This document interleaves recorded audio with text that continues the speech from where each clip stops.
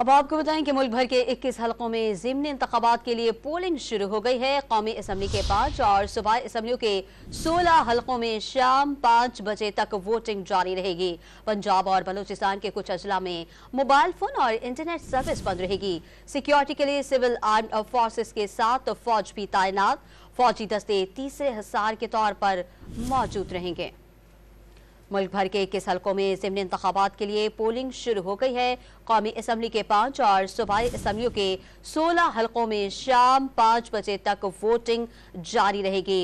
पंजाब और बलूचिस्तान के कुछ अजला में मोबाइल फोन और इंटरनेट सर्विस बंद रहेगी। सिक्योरिटी के लिए सिविल आर्म्ड फोर्सेस के साथ फौज भी तैनात है।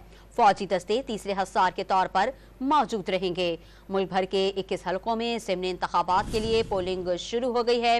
कौमी असम्बली के 5 और सूबाई असम्बलियों के 16 हलकों में शाम 5 बजे तक वोटिंग जारी रहेगी।